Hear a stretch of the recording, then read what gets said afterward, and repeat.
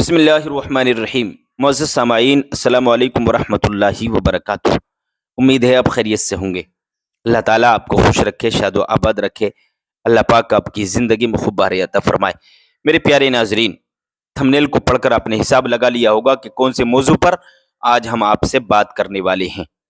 میرے بھائیو، آج ہم آپ کو بتانے والے ہیں غوث اعظم کے نام کا جو مرغا جانور پالا جاتا ہے اس میں نیت کیا ہونا چاہیے، ذبح کرتے وقت ہماری نیت کیا ہو، اور کون سی دعا پڑھیں، کون سی تکبیر پڑھیں، کیا پڑھنا چاہیے ہمیں، یا پھر جب پالیں تو کیا نیت ہونا چاہیے۔ یہ ساری باتیں آپ کے سامنے پیش کرنے والا ہوں۔ درود پاک سنائیے۔ اللہم صلی علی سیدنا و مولانا محمد وبارک وسلم، صلی علیہ الصلوۃ والسلام علیک یا رسول اللہ صلی اللہ تعالی علیہ وسلم۔ میرے پیارے عزیز ساتھیو، کسی نے اگر غوث اعظم کے نام کا مرغا پال لیا، مرغا لے لیا اور پالنا شروع کر دیا کہ یہ غوث اعظم کا مرغا ہے، اس کو 11ویں شریف کے موقع پر ہم غوث اعظم کے نام کی فاتحہ خوانی کریں گے، تو آپ نے یہ کہا، یا آپ نے بکرا پال لیا کہ غوث اعظم کے نام کا بکرا ہے، یہ غوث اعظم کے نام کا بکرا ہم قربانی میں، یعنی غوث اعظم کے نام کا بکرا ہم 11ویں شریف میں ذبح کریں گے، کاٹیں گے، ٹھیک ہے۔ تو آپ نے اگر یہ نام دے دیا کہ یہ غوث اعظم کے نام کا مرغا ہے، یہ غوث اعظم کے نام کا جانور ہے، غوث اعظم کے نام کا بکرا ہے، تو آپ ایسا کر سکتے ہیں۔ اب دوسری صورت یہ ہے کہ جب ذبح کریں گے آپ تو آپ کو کیا نیت کرنا ہے۔ دیکھیے، جب آپ ذبح کریں گے تو آپ کو بسم اللہ اللہ اکبر کہہ کر ذبح کرنا ہے، اور اس کا ثواب غوث اعظم رضی اللہ تعالی عنہ کی بارگاہ میں پیش کرنا ہے، سمجھے، اصالِ ثواب کرنا ہے، فاتحہ خوانی کرنا ہے ان کے نام کی۔ یہ طریقہ ہے اسلام میں جو بتایا گیا ہے۔ میرے بھائیو، جو ذبح کیا جائے گا وہ اللہ کے لیے ہی ذبح کیا جائے گا، اللہ کے نام پر ہی ذبح کیا جائے گا، اللہ کے علاوہ کسی کے نام پر آپ ذبح نہیں کر سکتے۔ اگر آپ نے ذبح کیا تو وہ ایک حرام ہو جائے گا، اور یہاں تک کہ میں آپ سے کہہ دوں کہ شرک ہو جائے گا۔ اگر آپ نے کسی اور کے نام پر ذبح کر دیا تو حرام ہے۔ تو اللہ کے نام پر جو ذبح نہ کیا جائے وہ ذبیحہ کھانا ہی حرام ہے، اور کسی اور کے نام پر آپ ذبح کریں گے تو پھر شرک بھی ہو جائے گا۔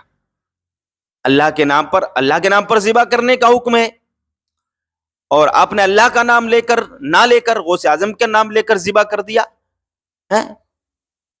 بسم اللہ غوث اعظم کہہ دیا آپ نے، بسم اللہ عبد القادر کہہ دیا آپ نے، بسم اللہ محمد رسول اللہ کہہ دیا آپ نے، تو یہ بالکل ناجائز ہو جائے گا، حرام ہو جائے گا اور شرک ہو جائے گا۔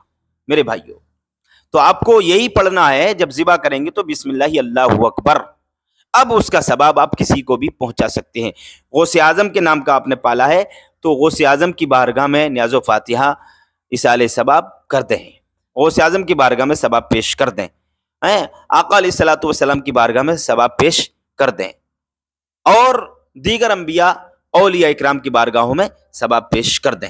ثواب آپ کسی کو بھی پہنچا سکتے ہیں، لیکن جو ذبح کریں گے وہ اللہ کا نام لے کر ہی کریں گے، ورنہ آپ کا وہ ذبیحہ حرام ہو جائے گا کسی اور کا نام لیا تو۔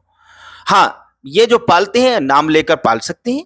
غوث اعظم کا بکرا ہے، غوث اعظم کا مرغا ہے، اس لیے کہ آپ نے دیکھا ہوگا کہ ہم جب نماز پڑھتے ہیں، نفلی نماز، تو کیا تہجد کی نماز، اشراق کی نماز، چاشت کی نماز، فجر کی نماز، ظہر کی نماز، عصر کی نماز، یا پھر ہم کہتے ہیں